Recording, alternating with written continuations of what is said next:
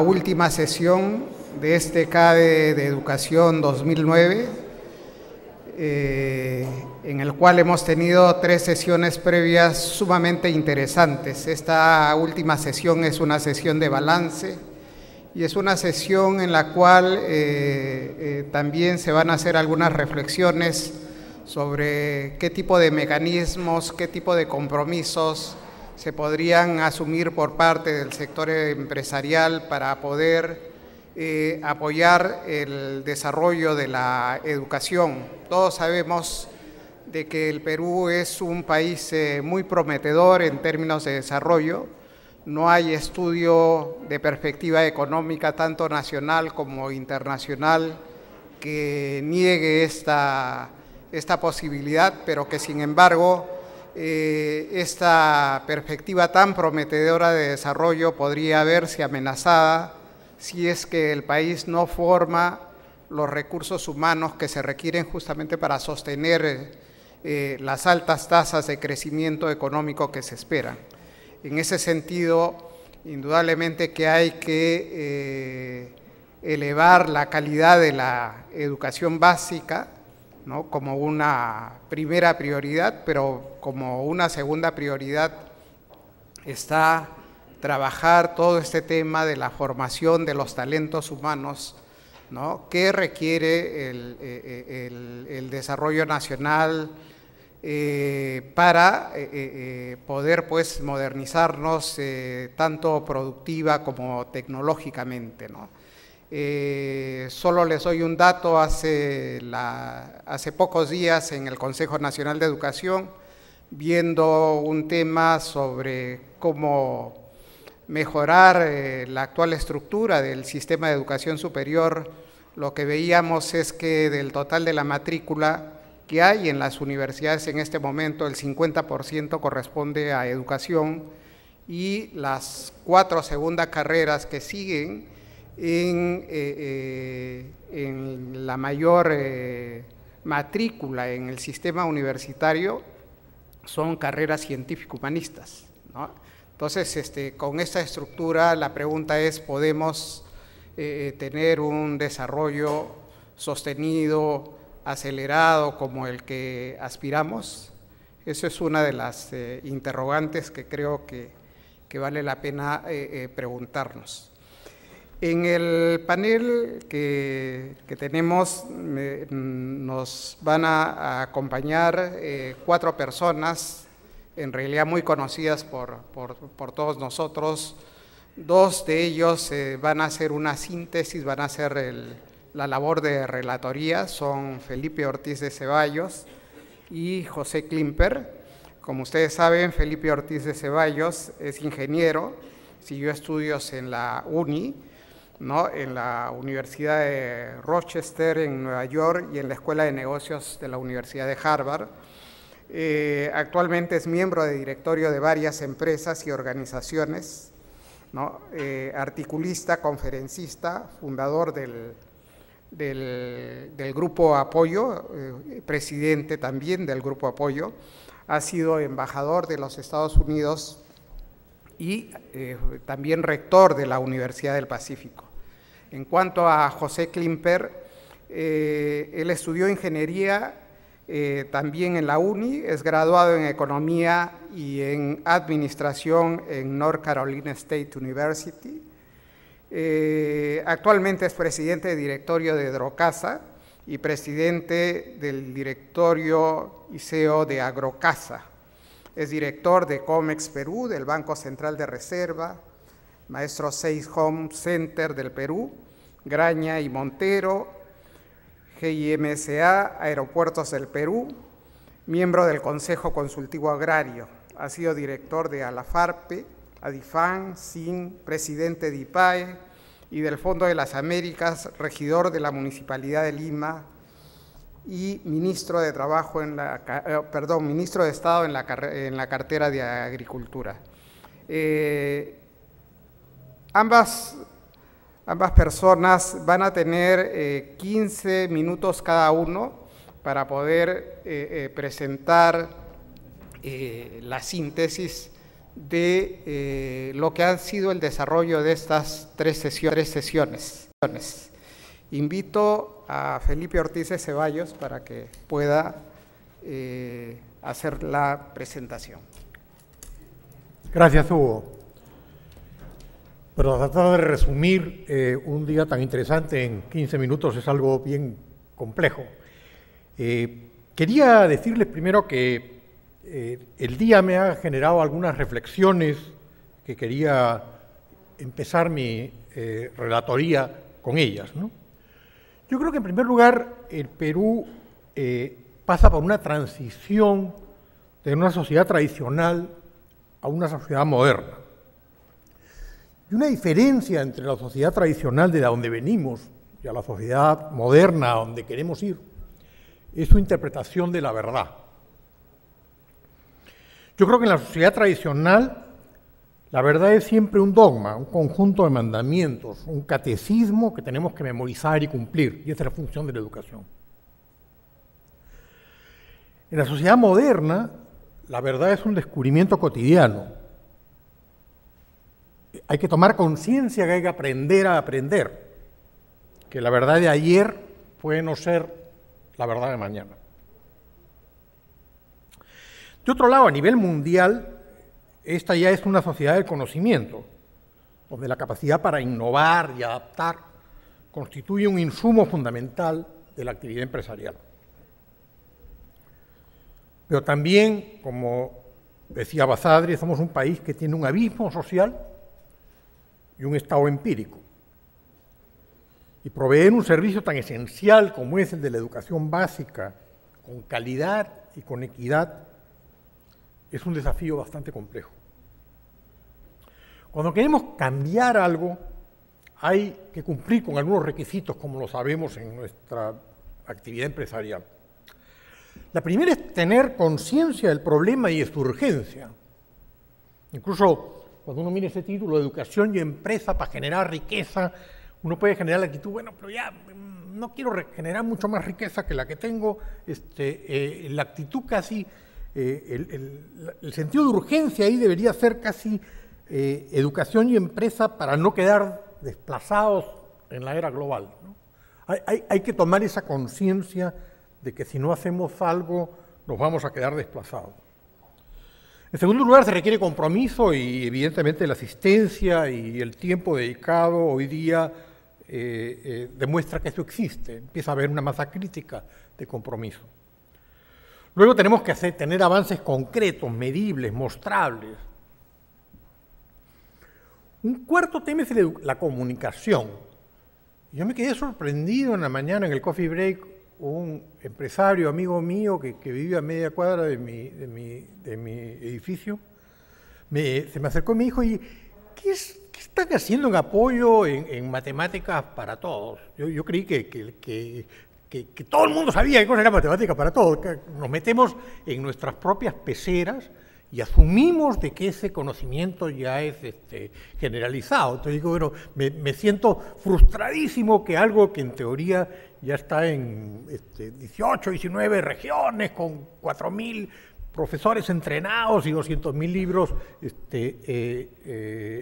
entregados, ¿no? No lo conozca un empresario amigo que vive a una cuadra de mi oficina. Lo cual refleja que tenemos que comunicar mucho más, ¿no? O sea, la última presentación, claro, yo sé lo que es el TechSoup, sé que ha estado haciendo la UPC, que es lo que ha hecho Cayetano Heredia y la Universidad Agraria, pero el tener esa versión actualizada de los proyectos que hacen es un componente muy, muy importante. Luego tenemos que identificar las resistencias al cambio, cuál es la mejor manera de superarlas. En algunos casos es inercia, en otros casos son paradigmas que debemos cambiar. Y luego hay que acumular esta masa crítica a la que me refería para ganar fuerza en esta curva S, en el momento en que las cosas ya empieza uno a convencer a todos de que ese es el camino más correcto. Creo que la presentación de nuestros expositores en la mañana de Colombia y Brasil fueron muy ilustrativas de la labor que Empresarios para la Educación hace, liderados por José Miguel Morales, y que debe seguir haciendo en el país, ¿no? Las ideas, por ejemplo, de tener acuerdos con los candidatos, y el año 2010 es un año no solamente electoral a nivel regional, sino a nivel regional y municipal, ¿no? Casi que uno podría imaginar hasta el file lo que debe saber un alcalde o lo que debe saber un presidente regional sobre la educación. Evidentemente el proceso de descentralización los obliga a tener un conocimiento mínimo de eso. En el Perú hay 1.900 municipalidades, uno pone pues 5 candidatos por municipio y ya tiene ahí una masa de 8.000 libros del file de lo que debe saber un candidato a alcalde sobre la educación, ¿no? El tema de la digitalización también me pareció bien atractivo, ¿no? Porque creo de que, como mencionó nuestro amigo de Colombia, la idea de que de repente en el presupuesto de la República hayan gastos de mantenimiento presupuestados para un colegio que no existe, es algo que valdría la pena ver qué esfuerzo se puede hacer y de apoyo en términos de ese sistema. La chequera de voluntariado me parece muy atractiva. Es no solamente una expresión de un trabajo voluntariado importante, pero el que lo afirme el presidente de la empresa y el empleado que va a hacer esa labor de voluntariado es un gráfico instrumento gráfico muy atractivo. Y algo que mencionó nuestro amigo de Colombia es el involucramiento de las personas, de las máximas autoridades de la empresa en el desafío de la educación, ¿no? No dejarlo solamente, porque es tarea fundamental del vicepresidente de gestión institucional, pero que también debe estar incorporado el presidente, el CEO de la empresa. Yo creo que en el caso brasileño tuvimos una explicación muy buena de lo que implica la movilización social, cómo concentrarse en 5 metas que sean simples, muy concretas, pero que permitan movilizar a la sociedad en el sentido de priorización. Ahí de repente tenemos una tarea. Curiosamente, cuando yo miraba la encuesta que daba nuestra invitada de Brasil, veía que cuáles son los problemas del país. Probablemente leía una encuesta de apoyo, me parecía muy parecidas, y la educación salía como en el puesto número 7.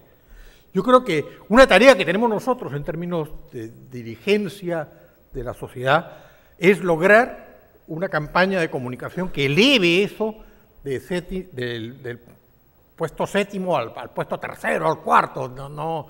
Probablemente la gente es muy difícil convencer a alguien de que la educación es más importante que el empleo, pero es fundamental poder vincular esta relación de empleo, de corrupción, de drogas, que son considerados como los problemas principales, a que también eso está atado al tema de la educación, ¿no? Yo creo que el comentario de Julio Velarde, que después también lo repitió el ministro de Economía, es que no es tanto la cantidad de recursos. A veces cuando uno dice, bueno, ¿cuál es el presupuesto de ese país en educación básica? Y es un número del PBI. Yo creo que a veces es mucho más importante el poder definir y precisar bien metas, logros e incentivos en función de retornos. Y el testimonio de Eduardo Hochschild sobre tanto de las becas a los estudiantes de bajos recursos de TechSoup, como el involucramiento de los empresarios en los nuevos TechSoups que su padre fundara en el Perú, ¿no? Yo creo que la segunda sesión fue importante el establecimiento de alianzas público-privadas para la educación. Santiago Cueto nos presentó un esquema conceptual de cómo podrían ser estas alianzas, sus beneficios y sus riesgos.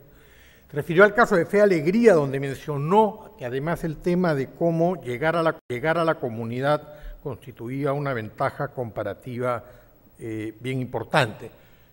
Santiago dejó ahí la propuesta de formar un grupo de trabajo para poder precisar con más detalle estos apoyos, estas alianzas público-privadas.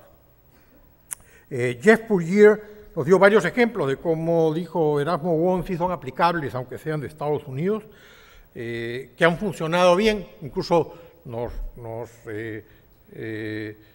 comentó cómo en una iniciativa la labor de los sindicatos era un poco limitante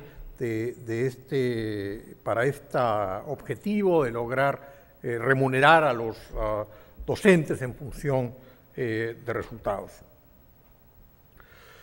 Matko Koljatek nos hizo una presentación del mercado universitario en la región, de los desafíos, nos recordó que estamos atrasados a escala global, tenemos todavía pocos PhDs, no de los mejores, nuestras universidades mejoran todos los años, pero todavía están en un ranking bajo a nivel global, y que el Estado debe participar tanto en la creación de conocimiento como en el financiamiento para dar y asegurar mayor equidad, ¿no? En los comentarios, Erasmo Wong nos explicó el tema de Paramonga, la experiencia en los colegios que ha tomado su cargo con IPAE. Y Fernando Quiape, un poco alrededor del tema de la biodiversidad, nos hizo reflexionar también que en la selva hay pues 50 etnias y una preocupación que nos dejó era la idea de que si deberíamos pensar en muchas iniciativas, herramientas, o concretarnos en algunas y determinar cuál es la mejor manera para que sean válidas. En la presentación de la tarde preferiría pasarla muy por encima porque todos hemos estado escuchándolas en esta presentación que moderó Beatriz respecto a cómo convertir la creatividad natural del peruano en innovación, ¿no? Tanto la experiencia de TechSoup que planteó Juan, con sus 4 pilares que han permitido el desarrollo ejemplar de la institución, como lo que explicó la doctora León Velarde, de los avances que se han logrado en la Cayetano Heredia y los esfuerzos que viene haciendo la UPC, comentados por Mariana Rodríguez, y por último, el proyecto ya más concreto de una alianza de un laboratorio con una universidad, en el caso de la Universidad Agraria, presentado por el ingeniero Lombardi, ¿no? Lucho Carranza insistió mucho en este tema de la transferencia intergeneracional, como educación es uno de los temas que es más importante cuidar para romper ese estigma de que la persona que nace en familias no educadas tienen bajas probabilidades de ser educadas a su vez, ¿no? Y Óscar Espinosa, además de celebrar la reunión de hoy, ¿no? Tuvo la misma sorpresa atractiva que hemos tenido de ver las exposiciones en la tarde con casos concretos de cosas que se están haciendo para acercar a la universidad con las empresas y en el gobierno. Creo que no le estamos pidiendo nada al Estado, lo que se trata es de coordinar con ellos, primero para el esfuerzo fundamental de la educación básica, que es un esfuerzo muy grande, ¿no?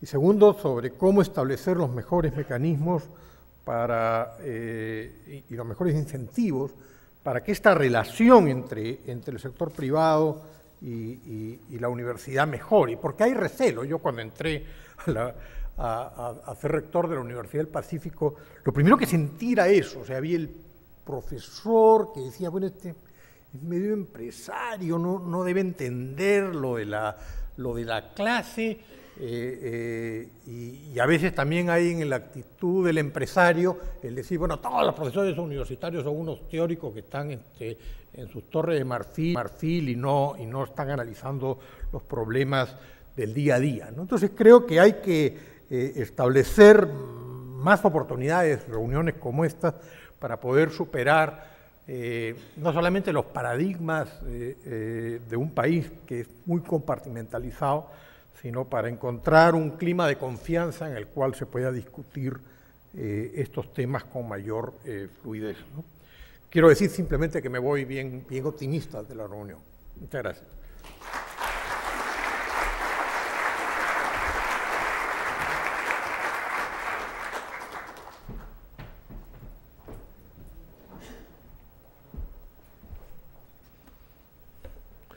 Buenas tardes con todos.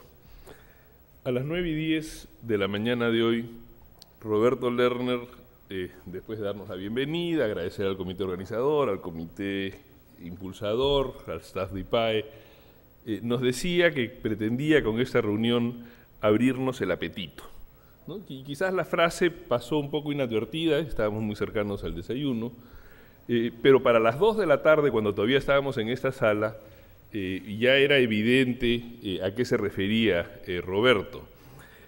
Habíamos escuchado las 2 primeras sesiones y el apetito era el apetito por participar.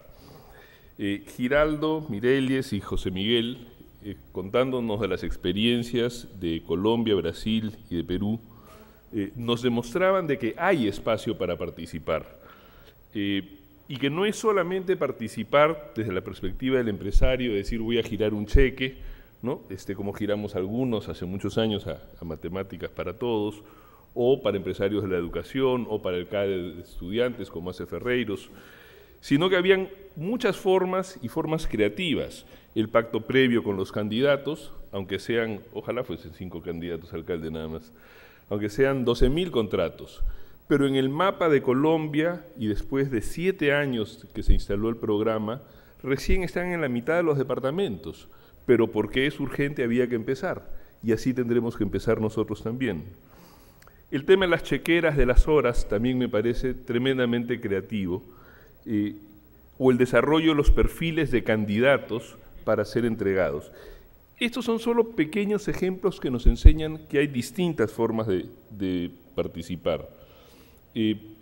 Las primeras 2, girando un cheque, hay que hacerlo, es filantropía, es responsabilidad social empresarial, o es simplemente posibilidad de hacerlo. Pero la segunda es con el voluntariado.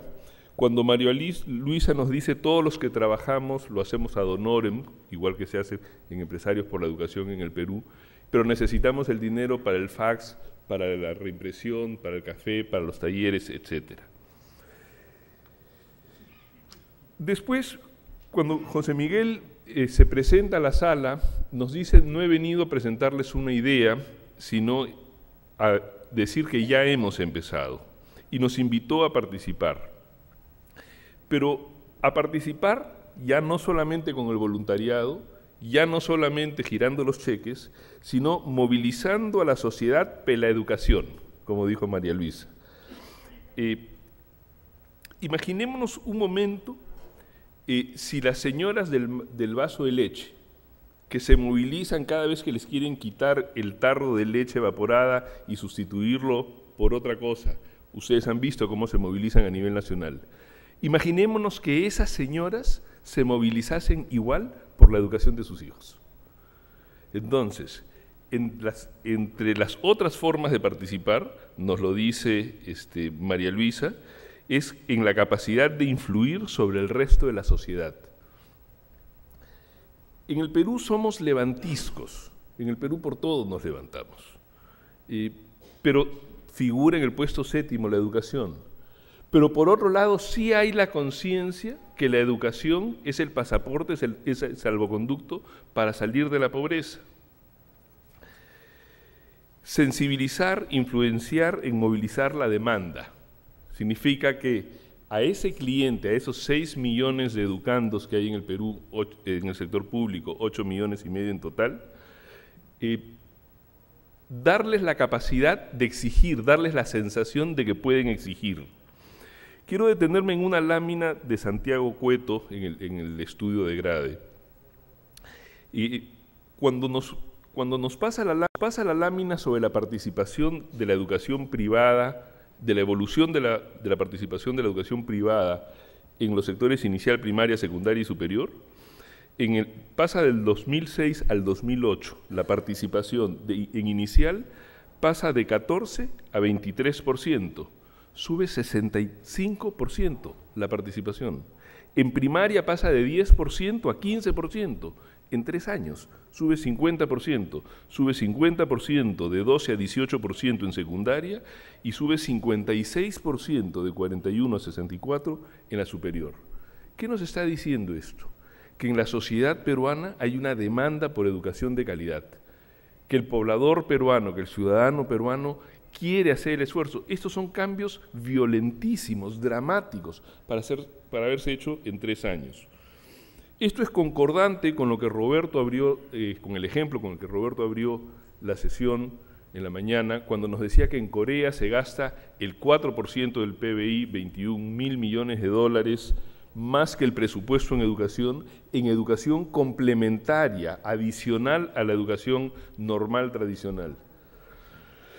Entonces, hay la demanda, nosotros tenemos capacidad de influir en ella para hacerla pasar más alto en la agenda, y viene el tema de cómo. Y ahí viene la exposición de Jeff Puryear cuando nos pone los ejemplos en Estados Unidos. Básicamente 2 ejemplos, el de los vouchers y el de los estímulos a los maestros, pero si recordamos la exposición, no dice que los beneficios de estos 2 programas hechos por fundaciones, y por si acaso 200 millones de dólares en Estados Unidos y nada es lo mismo, eso no le mueve el emperímetro al sistema educativo americano. Nos dice que eso era válido por la capacidad de influenciar en políticas públicas y en la opinión pública. Es decir, sabiendo que son opciones controversiales, que tienen, en el caso de los estímulos a maestros, la oposición de los sindicatos, y el tema de los vouchers no me quedó claro cómo era controversial, lo importante es que hoy día se tiene un ejemplo demostrado con línea base, con seguimiento, con varios años, que permite decir estos son sistemas que funcionan, y permite entonces promocionarlos, permite venderlos. En su exposición, Matko Kolhatik, espero que lo esté pronunciando bien, nos dice que hay una 4ª forma de participar, ya no solamente girar los soles, ya no solamente con el voluntariado, ya no solamente influenciando sobre la opinión pública, sino desde el mercado propiamente dicho. Julio Velarde, en este punto quiero un ratito saltearme a Julio Velarde, nos dice, porque habíamos visto antes, creo que en la exposición de María Luisa, que había una correlación entre años de educación y nivel de ingresos posteriormente. Julio nos lo pone al revés y nos dice, cuidado, también hay una correlación al revés entre el nivel de crecimiento y años de educación. Es decir, en un país donde hay crecimiento, donde hay políticas sanas, la educación se convierte en una mercancía, perdón la palabrota, en una mercancía necesaria y valiosa, y por tanto la gente está más dispuesta a invertir. Si un estudiante que termina de estudiar cualquier profesión, liberal o no, termina de chofer de mototaxi, evidentemente no va a tener el mismo estímulo que si él puede iniciar una carrera con educación perpetua en el sector productivo. Entonces, esta correlación inversa que hay espacio para que se dé en el Perú, nos lleva de regreso a lo que nos decía Matko en términos de la actuación desde el mercado. Un libre pensador de centroizquierda, como él mismo se define, Dionisio Romero, hace muchos años, decía de que si bien la oferta y la demanda se equilibran en un punto, es la oferta la que sigue a la demanda. Que ahí donde haya demanda, y nosotros los empresarios lo sabemos perfecto, ahí donde haya demanda va a surgir una oferta. Esa participación, ese share of the market que está tomando la educación privada en el Perú, significa que hay una demanda y lo que nos toca es generar esa oferta de productos. La mayor parte del crecimiento, según los cuadros que presentó Matco, la mayor parte del crecimiento de la educación se ha dado desde instituciones privadas. Que no necesariamente toda la educación privada es buena, cuidado, pero la buena educación privada tiene el doble beneficio de ser buena per se y de generar una necesidad de competencia en las áreas geográficas donde actúa. Si en Villa El Salvador no hay buenos colegios, no es el caso, pero si no hubiese y se instala un buen colegio privado, obliga a los demás colegios privados que actúan ahí a mejorar. Y entonces tiene un efecto secundario de rebote. Y todo esto desde el mercado. Entonces, aquí tenemos una cuarta forma de participar, que es la participación directa. Pero también Matco nos presenta un cuadro de quintiles, ¿no?, de la participación por sectores de pobreza, riqueza, en cada uno de los segmentos de la educación, y nos dice, ojo, que de abandonar todo a que el mercado lo haga no funciona. Y tanto en el sector público como en el sector privado, los quintiles más bajos están muy desfavorecidos en su acceso a una buena educación.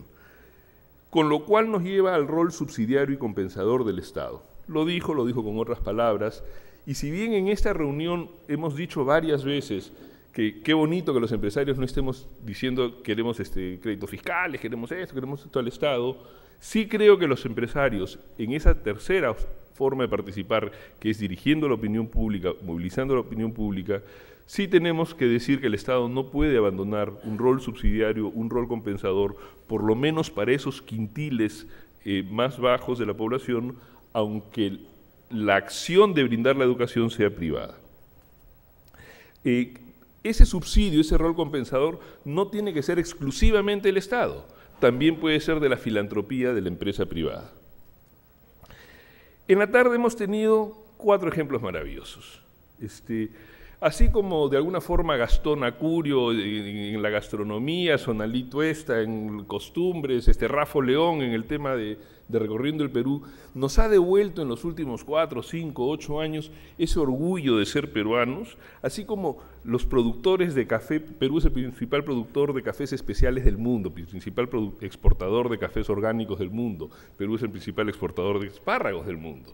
Entonces, así como esos productores no le han tenido miedo, no se han amilanado para salir a pelear palmo a palmo los anaqueles de los supermercados extranjeros, y así, decía, como Gastón, Sonalí, Rafa León, nos devolvieron ese orgullo, eso de que qué bonito es el Perú. De alguna forma creo que por igual los 4 ejemplos que vimos en la tarde nos devuelven, ponen a la educación en ese grupo de temas. Gracias a Dios no hay mucho tiempo y no tengo que detenerme en lo de la lixiviación del cobre, ni en lo del genoma de la papa, pero de alguna forma creo que todos nos vamos hoy día con esos 4 ejemplos orgullosos de que también en educación podemos generar una posición de liderazgo si lo queremos. Beatriz empezó hablándonos de medias nylon, tubos de papel. Podríamos agregar el tema de todas las herramientas hechizas, de cómo reparamos en el Perú los carros ad eternum, y nos dijo, la gente se inventa su chamba, tenemos creatividad. Agregaría, somos el país número 1 en emprendedurismo, eso. Ahora, ¿se imaginan cómo sería el Perú dentro de 25 años si juntamos las dos cosas? Si juntamos esa capacidad que hemos visto en la UPC, en la agraria, en Cayetano y en el TECSUB, si lo juntamos con esa capacidad de creatividad y ese talento natural que tenemos los peruanos.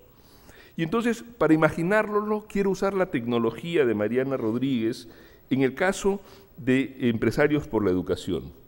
Mitad de la receta no hace mitad de la torta, casi no es lo mismo, ¿no? El casi carro, el casi idea, sino que hay que hacerlo. Nos invita a ser nuevos, diferentes, mejores, a romper moldes, para lo cual hay que tener una visión. La innovación nace de una visión. Entonces creo que lo que Roberto Lerner nos quería decir en la mañana era que teníamos que tener apetito de esa visión y contra esa visión participar. Ahora, todos tenemos que participar. No obstante, nuestro Dream Team, me refiero a Julio Velarde y a Lucho Carranza, ¿no? Dream Team, la verdad, los dos empezaron sus exposiciones diciendo: yo no sé qué hago acá, yo soy presidente del Banco Central, yo soy ministro de Economía y yo vengo a título personal. Pero, salvo esa frase inicial, toda su exposición estuvo basada en la importancia de la educación para la competitividad. Julio hizo gala de conocimiento de cómo había sido la educación antes y cómo una educación de calidad nos puede dar competitividad que nos permite crecer sin generar inflación, que nos permite crecer con ganancias de productividad. Y lo mismo hizo el ministro de Economía. Pero este errorcillo que ellos cometen de decir: no, yo no tengo nada que ver con el tema, quizás es el mismo error que cometemos los empresarios, que estamos acá cansados, 11 horas ya, pero decimos: no, la educación no es de nosotros, pero estamos acá.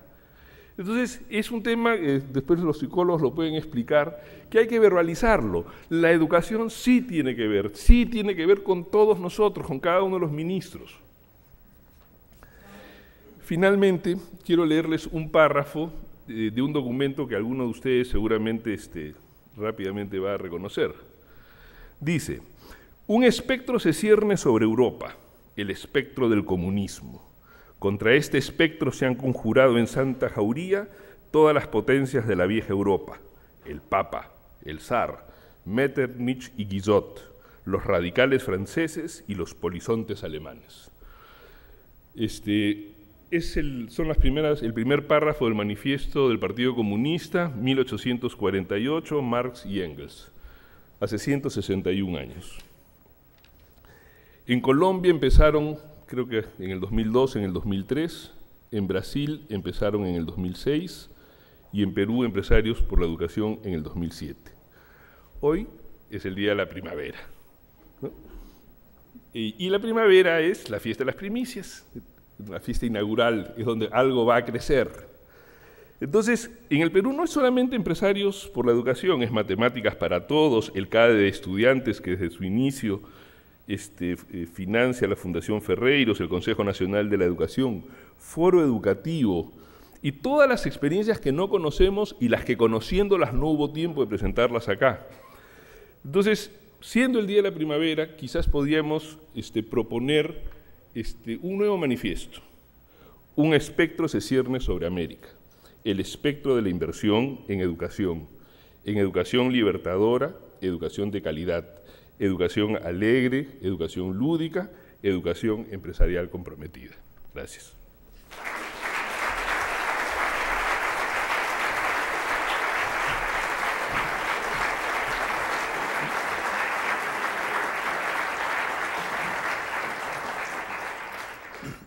Agradecemos a Felipe y a Pepe los acertados y pertinentes comentarios que nos han hecho sobre las 3 sesiones. Yo recuerdo hace 15 años cuando se pensaba en iniciativas privadas de apoyo a la educación, la verdad que eran muy pocas las que podríamos identificar. En cambio, ahora que estamos casi finalizando la primera década de este nuevo siglo, la cantidad de iniciativas privadas que hay apoyando a la educación son realmente numerosas, y creo que eso es una cosa de la cual debemos felicitarnos. Y quizás eso en parte refleja lo que Felipe decía, ¿no?, de que hay que partir de tener conciencia del problema, hay que tener sentido de urgencia y sobre todo el compromiso, ¿no? Quizás lo que está faltando en todo este esfuerzo de contribución del sector privado a la educación es la articulación, el monitoreo y tratar de ponerse de acuerdo en cuáles son aquellas prioridades por las cuales los empresarios de manera articulada debiesen apoyar la educación. Es lo que ha estado haciendo Brasil en los últimos años, formando instituciones que justamente se están dedicando a eso, a orientar a las fundaciones, a las empresas, diciéndoles, estas son las líneas estratégicas, por este lado es por donde va a haber mayor impacto, también ayudándoles a monitorear el impacto de los proyectos en los cuales están invirtiendo las empresas privadas. Para hablar justamente de los mecanismos que podrían hacer viable una mayor participación de las empresas privadas en alianza con el Estado y con la comunidad, como bien lo recordaba Santiago Cueto, y para hablar de los compromisos que podrían los gremios empresariales asumir en los próximos meses para apoyar la educación. Vamos a tener como comentaristas a Ricardo Briceño y a Agnes Franco. Ricardo es ingeniero industrial de la UNI, realizó estudios en la Universidad de Lovaina y Amberes. Actualmente es presidente del directorio de Agrícola Don Ricardo y director ejecutivo de Textil del Valle. Bueno, ha sido presidente de una serie de empresas, todos ustedes lo conocen, tiene amplia experiencia en el mundo empresarial. Y Agnes es licenciada en Administración de Empresas por la Universidad Privada de Piura, cuenta con estudios de maestría en Economía en la Universidad Católica. Actualmente es directora ejecutiva de Perú Compite, a su vez es catedrática en la Maestría de Gestión Pública de la Universidad Peruana de Ciencias Aplicadas, colaboradora del Instituto de Ética y Desarrollo y miembro del patronato de la Universidad Jesuita Antonio Ruiz de Montoya. Ha trabajado en el Banco Central de Reserva y como viceministra de Industria y miembro del Consejo Directivo del Consorcio de Investigación Económica y Social. Para hablar justamente de los mecanismos que podrían emplearse para hacer viable un fortalecimiento de las alianzas público-privadas, voy a dejar con el uso de la palabra a Agnes y luego para cerrar esta ronda, Ricardo Briceño nos dará la visión de los compromisos que los empresarios podrían asumir en el futuro para apoyar la educación. Muchas gracias. Buenas tardes a todos. En realidad, como decía Felipe y Pepe Klimper, uno sale reconfortada de esta reunión, que si bien ha durado todo el día y que puede haber momentos de cansancio, nos ratifica en la importancia que tiene la educación, por lo menos para los que estamos aquí presentes, ¿no? La competitividad de un país es la capacidad que tiene de producir bienes y servicios de alto valor y de mayor nivel de sofisticación, que necesariamente tienen que tener más contenido tecnológico, de información y de conocimiento, que puestos a satisfacer necesidades, y no solo demandas, necesidades, aseguren bienestar y prosperidad a todos sus ciudadanos. El Perú está lleno de oportunidades y estas oportunidades son producto de nuestra diversidad geográfica, de nuestra biodiversidad, producto, quién sabe, de esta geografía que tenemos, y también de esta multiculturalidad. Pero convertir estas oportunidades en realidades requiere un esfuerzo político, público y privado. Ninguno de los dos somos suficientes. Y en este sentido, convertir estas oportunidades en realidad exige también la mejora de la educación, pero en todos sus niveles. Ninguno de ellos es menos importante que el otro. Podemos priorizar de distintas maneras de acuerdo a nuestras especialidades, pero ninguna de ellas se puede dejar de lado. La jornada de hoy que hemos tenido nos permite ver un mapa de distintas opciones en las cuales el sector privado puede participar en la mejora y del acceso a la educación. Y creo que es bien importante el énfasis que hemos puesto durante todo el día, que no solamente es el acceso a la educación, sino es un acceso de calidad, a la educación de calidad, perdón. Se ha hablado de relaciones de gremios empresariales y educación, de las alianzas por la educación que nos permiten hacer un benchmarking tanto de los países del Perú como de América Latina, y la relación virtuosa que existe entre innovación y empresa privada, con un énfasis que hasta el momento se ha dado en el ámbito universitario. Hemos tenido acceso a distintas ideas que relacionan educación y competitividad. La formación universitaria pública y privada, por ejemplo. La idea más popular relaciona educación y competitividad por el lado de que este mundo globalizado exige que tengamos capacidades y habilidades cada vez más complejas. Y en ese sentido se requiere un mayor conocimiento. Creo que las alianzas que se han presentado hoy día entre universidad y empresa, como la Agraria, como la Cayetano Heredia, incluso la de TecSoup, nos muestran ya buenas prácticas de relaciones entre universidad y empresa.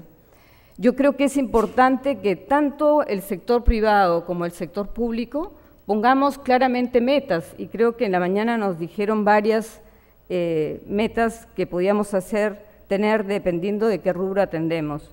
Pero claramente el número de carreras acreditadas internacionalmente es un indicador de qué estamos haciendo en educación superior.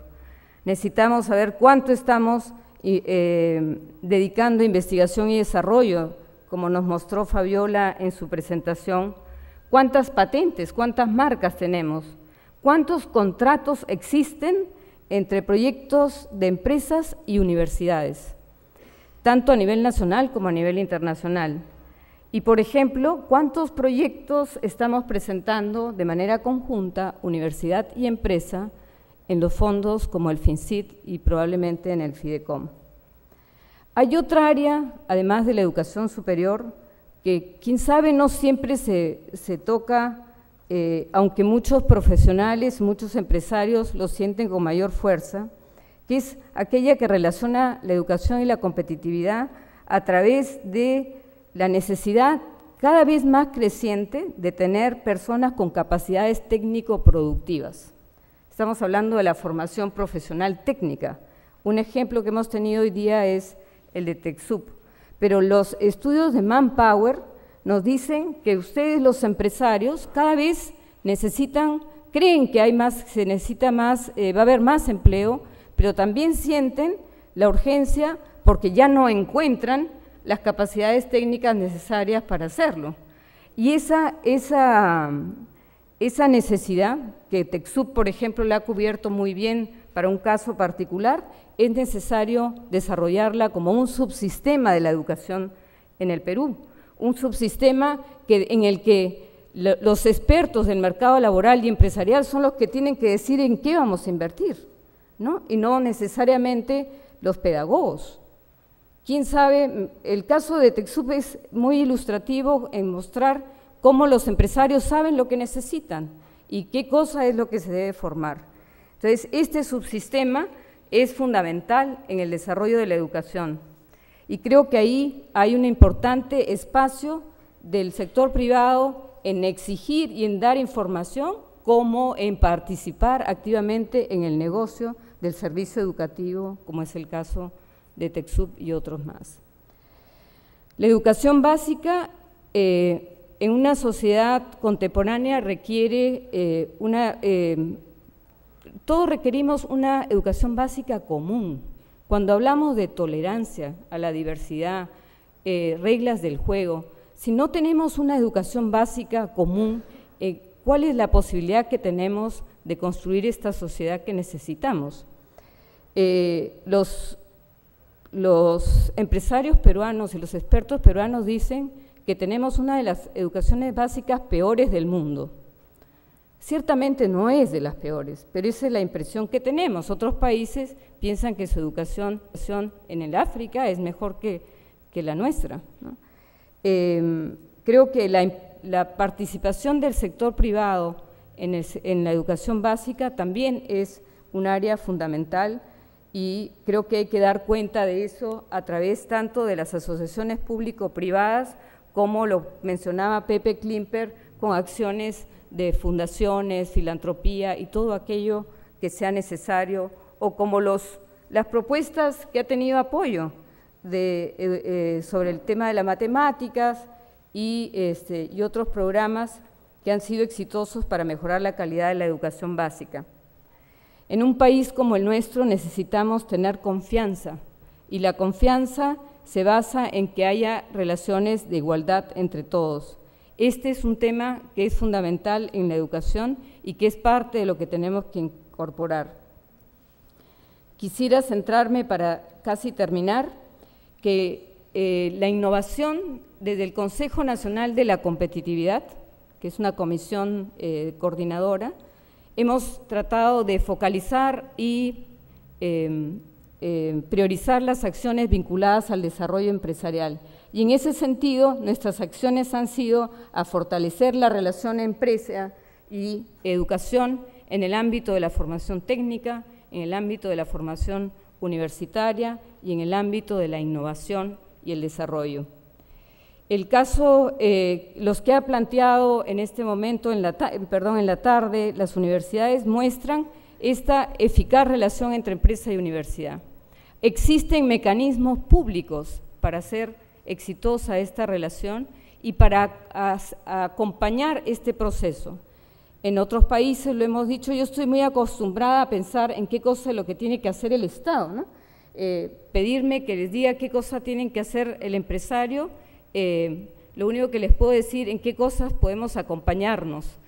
Y, por ejemplo, la creación de estos fondos concursables que existen en todas partes del mundo y que, como ha mencionado Fabiola, hay en 5 programas desde hace como 30 o 40 años en países de Latinoamérica. Hoy día es el primer programa que tenemos y solo son 36 millones de dólares.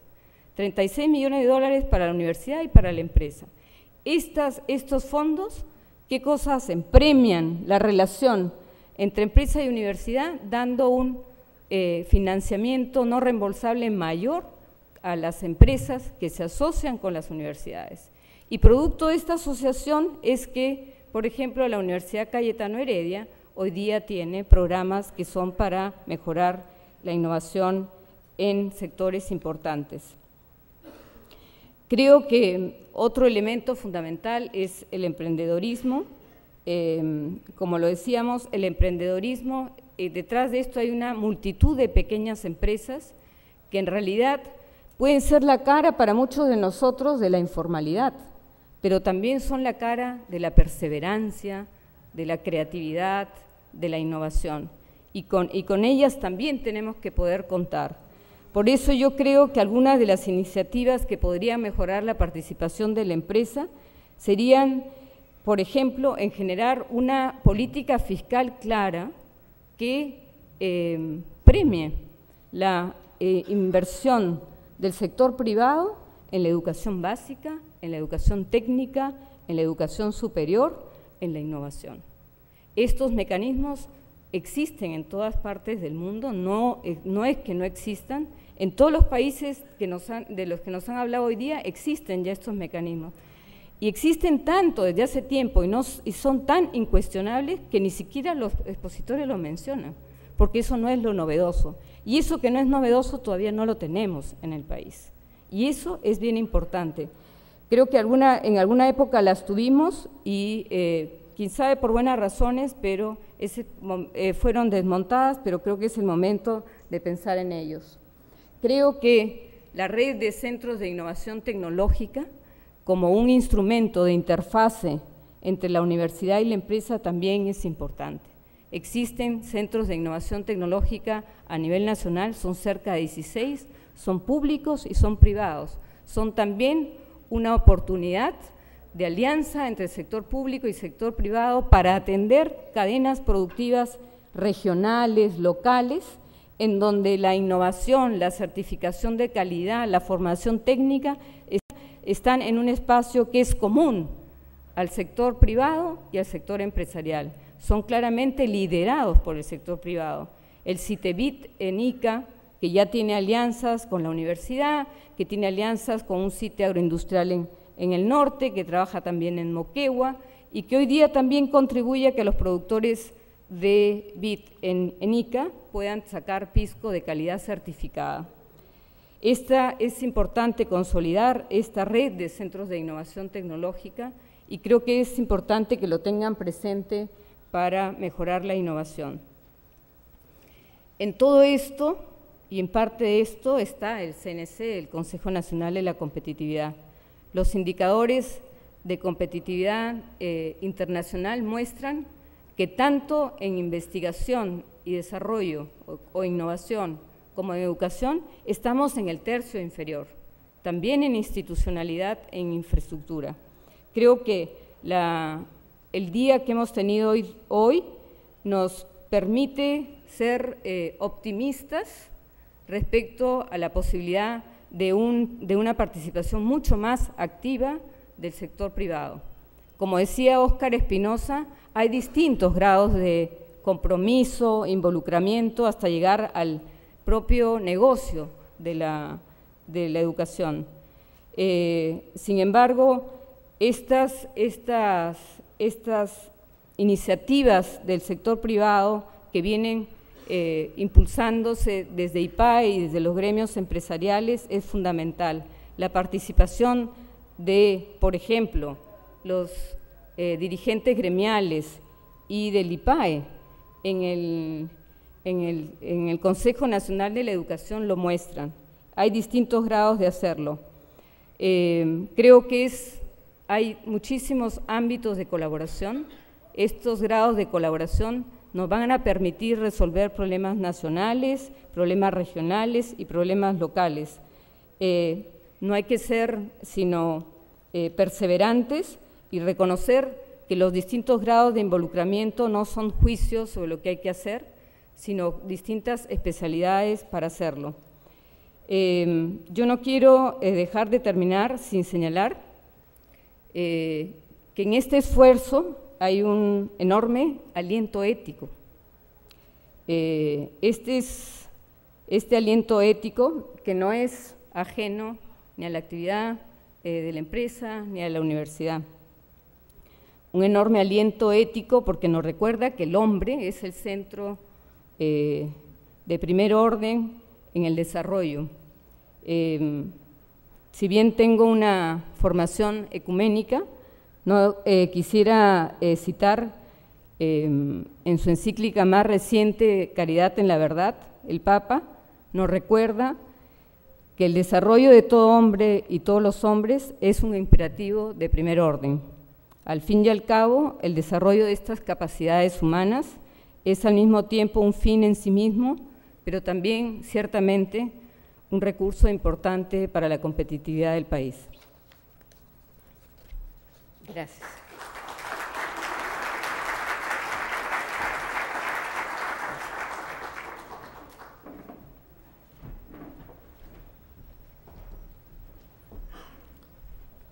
Bueno, buenas noches. Muchísimas gracias, Roberto, por esta invitación a comprometerme. ¿A comprometerme yo como CONFIEP o a comprometernos nosotros? Porque hace unas semanas tú tuviste una presentación en la cual cuestionabas el yo, tú, ellos o nosotros. Entonces, cuando me has pedido que como presidente CONFIEP tome un compromiso o compromisos con la educación, creo que el pedido es a la sala, a todos los empresarios que están aquí reunidos. He venido hoy en la tarde, desgraciadamente no pude venir en la mañana, pero me acabo de dar cuenta que no vamos a llamarlos empresarios sino inversionistas, porque yo llego a la conclusión de que la educación es seguramente uno de los mejores negocios del siglo XXI. Ganan todos, aquí nadie pierde, el alumno gana, y gana muchísimo. Aquel que recibe el fruto de esa inversión en educación va a ganar. Gana el empresario que invierte en educación. Hay algunos que se compran aviones privados, ¿no? La educación es un excelente negocio. Se dice que es asociación sin fines de lucro, pero yo veo que crecen los edificios, etcétera.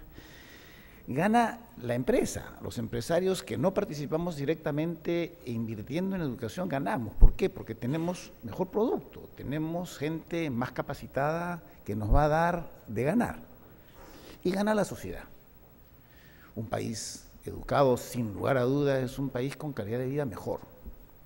Entonces, yo acá los invito a todos ustedes a invertir en este excelente negocio. Hay dos tipos de inversión en la cual ustedes pueden participar y dos compromisos en los cuales pueden participar, porque yo soy una persona muy concreta, soy muy cartesiano. Yo veo aquí dos tipos de negocio.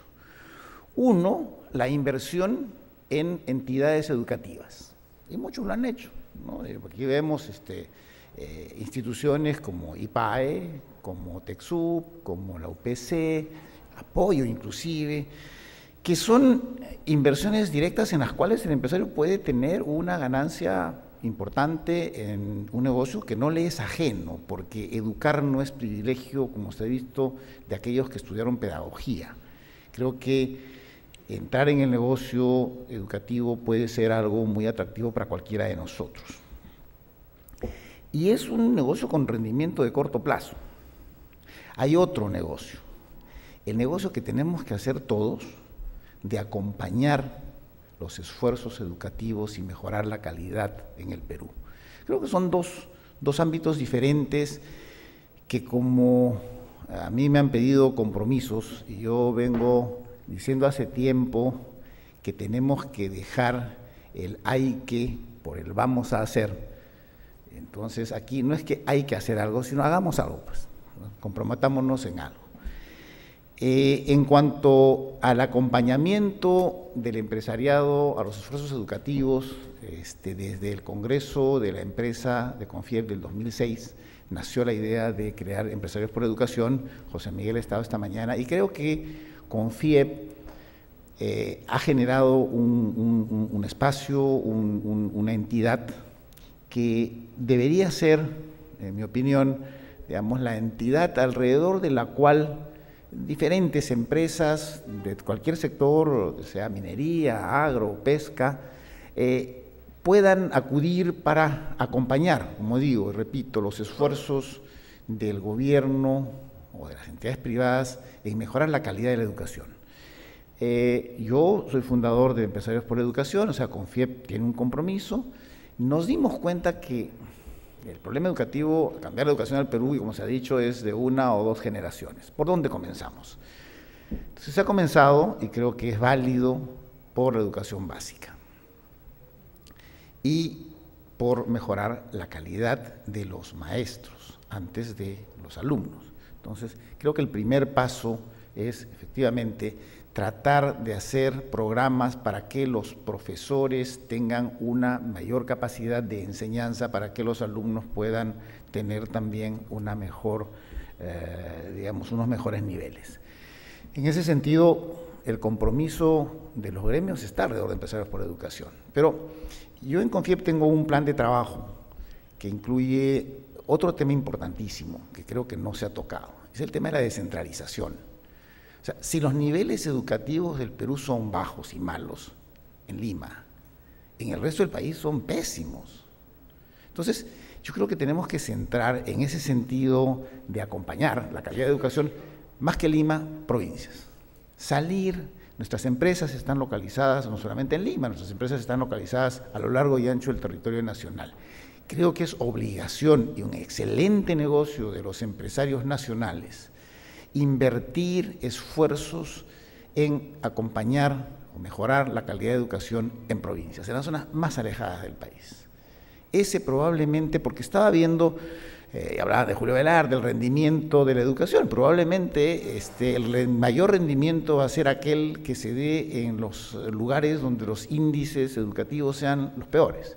Ahí es donde se necesita, con menor inversión, probablemente se va a conseguir un mucho mejor resultado. Entonces nosotros en CONFIEP, y cuando digo nosotros, ustedes, porque todos, repito, somos parte de eso, creo que tenemos que participar activamente, aglutinándonos alrededor de las instituciones gremiales. Creo que los esfuerzos individuales de cada empresa de ayudar al colegio vecino de la esquina son muy loables, muy válidos, pero es necesario que se nucleen alrededor de ciertas instituciones. Y pensamos nosotros que las cámaras de comercio, que son las instituciones que aglutinan a los empresarios de provincias, deben ser repotenciadas. Los empresarios deben participar activamente en las cámaras de comercio de cada una de sus provincias, porque es a través de ellas, pensamos nosotros, que se puede lograr la mejor representatividad, la interacción con los alcaldes, con los gobiernos regionales, etcétera, donde probablemente se tenga el producto final más adecuado. Entonces, el compromiso es actuar, y creo que Empresarios por la Educación lo está haciendo a través de diferentes redes en provincias, pero yo les pido a ustedes ese compromiso. El segundo compromiso, el otro nivel, digamos, y este es un nivel de, como digo, de educación primaria básica. El segundo nivel y el otro problema es el nivel técnico superior. En el nivel técnico superior tenemos un problema gravísimo. La oferta y la demanda no se encuentran. O sea, no sé si hay un punto, pero creo que la demanda de técnicos, la demanda de profesionales no está siendo satisfecha por la oferta. ¿Cómo hacemos? ¿Qué espacio encontramos para poder hacer que ese punto de oferta y demanda se encuentre? Creo que las instituciones educativas en el Perú que se han presentado aquí son los mejores ejemplos de lo que hay en el país, pero no nos engañemos. En el Perú está lleno de instituciones educativas de pésima calidad, que en realidad engañan a los alumnos, que les hacen pagar unas cuotas exorbitantes para darles una educación pésima, no mala, pésima. Los alumnos son realmente engañados. Y eso lo puedo decir acá y creo que todos lo sabemos y no es ningún secreto. Entonces, ¿cómo hacemos o cómo hacen las instituciones serias como la UPC, TECSUP, IPAE, etcétera, para levantar el nivel técnico y profesional? ¿Hacemos un gremio? En algún momento yo pensé, hay dos sectores que me faltan en CONFIEP, el gremio de salud y el gremio de educación. Son dos sectores que son excelentes negocios. O sea, las clínicas, el servicio de salud está en manos privadas, no hay gremio.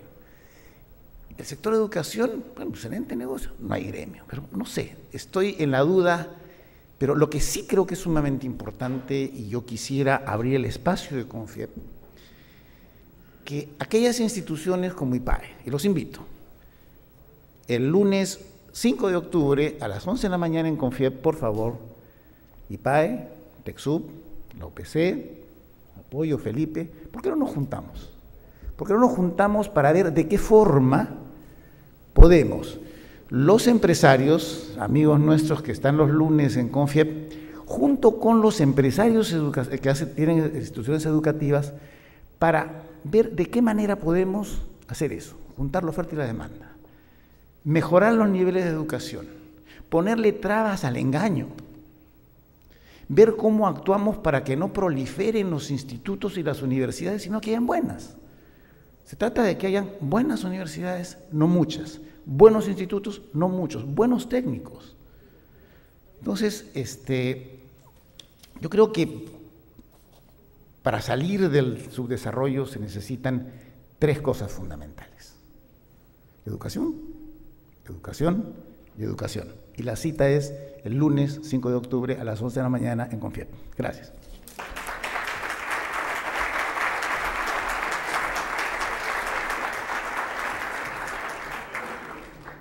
Bueno, agradecemos a las personas que han integrado este panel en la última sesión, a Federico Ortiz de Ceballos, a Pepe Klimper, a Agnes Franco y a Ricardo Briceño. Creo que han hecho una excelente síntesis respecto de lo que ha sido este evento y además Ricardo ya ha planteado una agenda que es muy concreta, reunirse el 5 de octubre para empezar a discutir temas realmente concretos y claves sobre el tema educativo. En realidad, la experiencia peruana y la internacional lo dice, las instituciones educativas más exitosas son aquellas que van de la mano con los empresarios para los cuales esas instituciones se están formando. Creo que ese es un elemento clave. El otro elemento clave seguramente y necesariamente tendrá que ser el tema de la acreditación. No se pueden tener instituciones de calidad si no se eliminan algunas que no responden a ese propósito. Y en ese sentido creo que el sistema de acreditación puede ayudar en eso. Muchas gracias. Los invitamos a tomar asiento e invitamos a Jorge Isuski, a Mercedes Arauz, a que vengan a clausurar el evento.